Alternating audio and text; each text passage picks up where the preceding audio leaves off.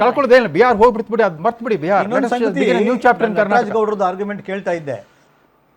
I take only 10 seconds. 2004 NDA ಸೋಲ್ತು, ವಾಜಪೇಯಿ ಗೆದ್ರು, NDA ಸೋಲ್ತು, Manmohan Singh become prime minister. ಆ ಎಲೆಕ್ಷನ್ ಆಗಿ ಯಾಕಿದನ್ನು ಹೇಳ್ತಾ ಇದ್ದೀನಿ ಅಂತ ನಟರಾಜ್ ಗೌಡ್ರು, ಎಲೆಕ್ಷನ್ ಆಗಿ 3 ದಿನಕ್ಕೆ ಅಡ್ವಾಣಿ ಪ್ರೆಸ್ ಕಾನ್ಫರೆನ್ಸು ಡೆಲ್ಲಿನಲ್ಲಿ. ನಾನಾಗ ಏಷ್ಯನ್ ಪೇಪರ್ ಕರೆಸ್ಪಾಂಡ್ ಆಗಿದ್ದೆ, ಸ್ಪೆಷಲ್ ಕರೆಸ್ಪಾಂಡೆಂಟು. ನಾನು ಡೆಲ್ಲಿಗೆ ಹೋಗಿದ್ದೆ. ನನ್ನ MJ ನಮ್ಮ ಎಡಿಟರ್ ನನ್ನೇ ಕಳಿಸಿದ್ರು. 3 ಸಂಗತಿ ಹೇಳಿದ್ರು. We have lost, we accept this verdict. On the face of it I think, Advani ಹೇಳಿದ್ದು ಇದೇ ಶಬ್ದಗಳು ಇನ್ನೂ ಜ್ಞಾಪಕ ಇದೆ ನನಗೆ. I think India shining was a wrong slogan. India shining was a wrong slogan, number 1. Number 2, we forgot our traditional form of canvassing, like going to door ಮಾಡಲಿಲ್ಲ. 3ನೇದು, both leaders and cadre became overconfident. Vajpayee government ಇದೆ, ಒಳ್ಳೆ ಕೆಲಸ ಮಾಡಿದೀವಿ, ಗೆದ್ಬಿಡ್ತೀವಿ. Karnataka image ಎಷ್ಟು ಚೆನ್ನಾಗಿತ್ತು 1999 to 2004. What was result?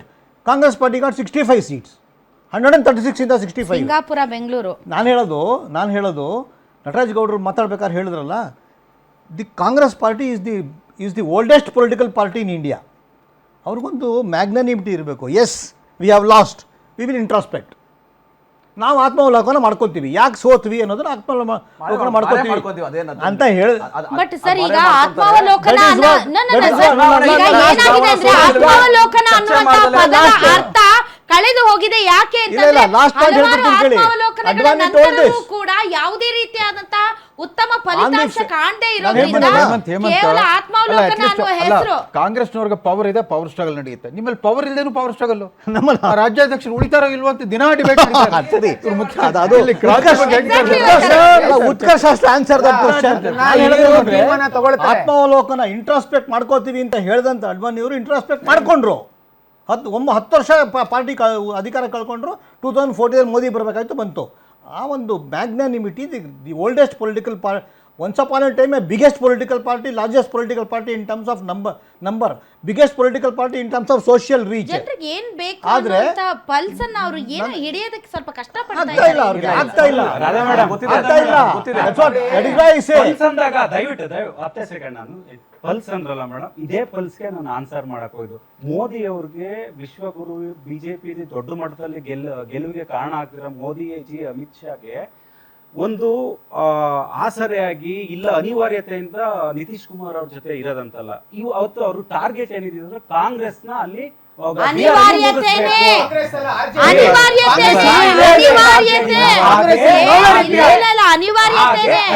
ಅವಕಾಶ ಸಿದ್ದು ರಾಜಕಾರಣ. ಬಟ್ ಹಾಗಂತ ಸರ್, ಈಗ ನೋಡಿ, ಈಗ ಎಲ್ಲೆಲ್ಲಿ ರಾಷ್ಟ್ರೀಯ ಪಕ್ಷಗಳು ಪ್ರಾದೇಶಿಕ ಪಕ್ಷಗಳ ಮೇಲೆ ಸವಾರಿ ಮಾಡ್ತದೋ ಅಲ್ಲಿ ಪ್ರಾದೇಶಿಕ ಪಕ್ಷಗಳು JDU next second row leaders ಯಾರು ಅನ್ನೋ ಒಂದು ಚರ್ಚೆ. ಯಾರು ಸರ್ ಆಗ್ಬೇಕು? ಅವರೇ ಆಗ್ಲಿ. ಈಗ ನಿತೀಶ್ ಕುಮಾರ್ ಅವರೇ ಆಗ್ಲಿ, ಯಾಕಂದ್ರೆ ಅವ್ರ ಮಕ್ಕ ತೋರ್ಸ್ಕೊಂಡೇ ಹೋಗಿದ್ದಾರೆ. ಮತ್ತೊಬ್ಬ ಏಕನಾಥ್ ಶಿಂದೆ ಮಾಡೋದು ಬೇಡ. ಬಿಜೆಪಿ ಅವರು ಏಕನಾಥ್ ಶಿಂದೆ ಮಕ್ಕ ತೋರಿಸಿ ಹೆಂಗೆ ಫಡ್ನವೀಸ್ ಪಟ್ಟ ಕಟ್ಟಿದ್ರು, ಆ ರೀತಿ ನಿತೀಶ್ ಕುಮಾರ್ಗೆ ಅನ್ಯಾಯ ಮಾಡಕ್ ಹೋಗಲ್ಲ.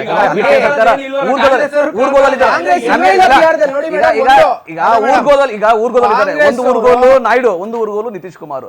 ಆ ಊರ್ಗೋಲ್ನ ಕಳ್ಕೊಳಕ್ ಅವ್ರಿಗಂತೂ ಕೇಂದ್ರ ಸರ್ಕಾರಕ್ಕಂತೂ ಇಷ್ಟ ಇಲ್ಲ. ಕೇಂದ್ರ ಸರ್ಕಾರ ಮುಂದುವರಿಬೇಕಂದ್ರೆ ನಿತೀಶ್ ಕುಮಾರ್ ಬಲಿಷ್ಠರಾಗಿರ್ಬೇಕು.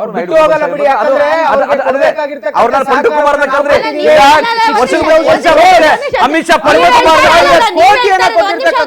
ಇವ್ರು ಹೇಳ್ತಾ ಇರೋದು ನೋಡಿದ್ರೆ, ಆ ಕಡೆ ಚಂದ್ರಬಾಬು ನಾಯ್ಡು ಅವರಿಂದ ವಾಪಸ್ ತೆಗೆಸ್ಕೊಂಡು, ಈ ಕಡೆ ನಿತೀಶ್ ಕುಮಾರ್ ಅವರಿಂದ ವಾಪಸ್ ತಗೊಂಡು, ಆ ಕಡೆ RJD ಜೊತೆ ಸೇರ್ಕೊಂಡು ಕೇಂದ್ರದಲ್ಲಿ ಮಹಾವಿಪ್ಲವ ಏನಾದ್ರೂ ನಡೆದ್ಬಿಡುತ್ತಾ ಅನ್ನೋ ಲೆವೆಲ್ಗೆ ಮಾತಾಡ್ತಿದ್ದೀರಲ್ಲ ಸರ್. ಇಲ್ಲ,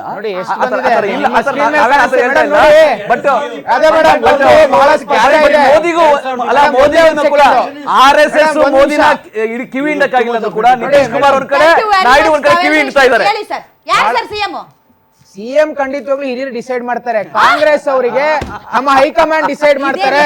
ಅದು ನಿತೀಶ್ ಕುಮಾರ್ ಅವ್ರು ಆಗ್ತಾರೋ ಬಿಜೆಪಿ ಇಂದ ಆಗ್ತಾರೋ ಸೆಕೆಂಡ್ರಿ. ಬಹಳ ಸ್ಪಷ್ಟ ಹೇಳ್ತೀನಿ, ಕಾಂಗ್ರೆಸ್ ಅವರು ನಿತೀಶ್ ಕುಮಾರ್ ಆಗ್ಬಹುದು, ಇನ್ನೊಬ್ರೆ ಆದ್ರೂ ಯಾರಾದ್ರೂ ಸ್ವಾಗತ ಮಾಡ್ತೇವೆ. ಬಿಜೆಪಿ ಅವರಾದ್ರೂ ಸ್ವಾಗತ, ನಿತೀಶ್ ಕುಮಾರ್ ಆದ್ರೂ ಸ್ವಾಗತ. ಅದನ್ನ ಹಿರಿಯರು ತೀರ್ಮಾನ ಮಾಡ್ತಾರೆ, ಯಾಕಂದ್ರೆ ನಮ್ಮಲ್ಲಿ ಸಮನ್ವಯ ಇದೆ. ಆದ್ರೆ ಕಾಂಗ್ರೆಸ್ನವರು ದಯವಿಟ್ಟು ನಾ ಭೂತೋ ನಾ ಭವಿಷ್ಯತಿ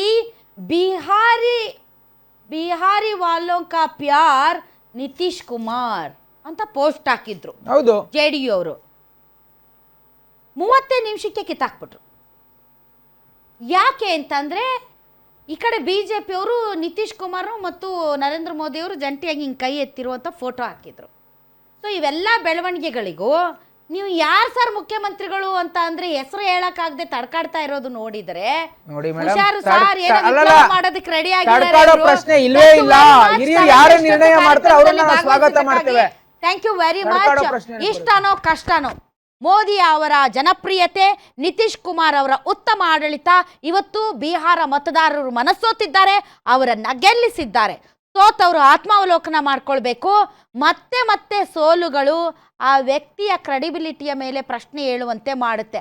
ಬಟ್ ಸ್ಟಿಲ್ ಕಾಂಗ್ರೆಸ್ಗೆ ಒಬ್ಬನೇ ನಾಯಕ, ಆತ ರಾಹುಲ್ ಗಾಂಧಿ. 50 ವರ್ಷ ಆಗಲಿ 60 ವರ್ಷ ಆಗಲಿ ಆತರೇ ಯುವ ನಾಯಕ. ಬಟ್ ಈ ಎಲ್ಲದರ ಎಫೆಕ್ಟ್ ಕರ್ನಾಟಕದ ಮೇಲೆ ಆಗಲ್ಲ ಅಂತ ಕೆಲವರು, ಆಗುತ್ತೆ ಅಂತ ಕೆಲವರು. ಕಾದು ನೋಡೋಣ. ಇದು ಈ ದಿನದ ವಿಶೇಷ ಕಾರ್ಯಕ್ರಮ ಗ್ಯಾರಂಟಿ ನ್ಯೂಸ್, ಸುದ್ದಿ ಖಚಿತ, ನ್ಯಾಯ ನಿಶ್ಚಿತ.